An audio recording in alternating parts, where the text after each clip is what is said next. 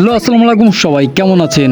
আজ ভোরবেলা উঠে চলে গেলাম ছোট ভাই সদীপের সাথে দেখা করতে। এই কনকনে ঠান্ডার ভিতরে আসলে কোথায় গেলাম, কোথায় কি করলাম, সবাই সাথেই থাকুন, দেখতে পারবেন।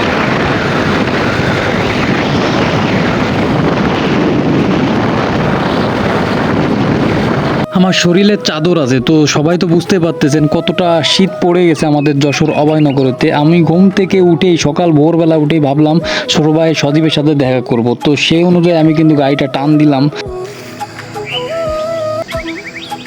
ফুলতলায় অবস্থিত মডেল মসজিদ, আসলে সজীবদের বাসার পাশেই। তো এখানে সজীব নাই, সজীব ফোন দিয়ে বললো ভাই আপনি নদীর ঘাটে আসেন। ফুলতলা ঘাটে এসে একটা চা খাইতে লাগলাম। চা খাইতে খাইতে কিন্তু সামনে হঠাৎ করে দেখলাম সজীব। তো যাবেন কোন? সজীব কিন্তু শ্বশুর বাড়ি ছিল, তো তার নিজের বাসায় যাচ্ছি। কেন? তার জামা কাপড় বলে পাল্টাইতে হবে। কথা বলতে বলতে তার বাসায় চলে আসলাম।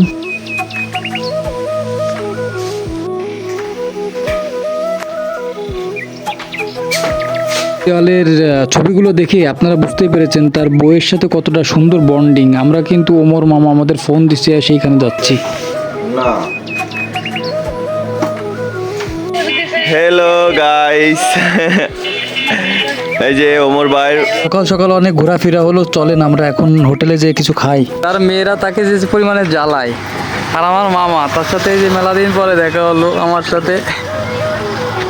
আমরা খাওয়ার উদ্দেশ্যে গাড়িটা বের করলাম, গাড়িটা বের করে রাজঘাটের উদ্দেশ্যে রওনা দিলাম। রওনা দিয়ে কিন্তু একটা হোটেলে ঢুকলাম। তো এখানে আমরা খাওয়া দাওয়া করবো, সাথে আছে ওমর মামা।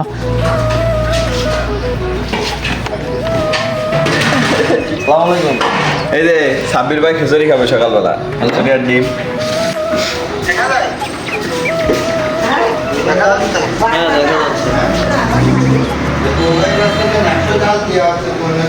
আমার ডিম কিন্তু কড়া ডিম দিইনি, হ্যাঁ।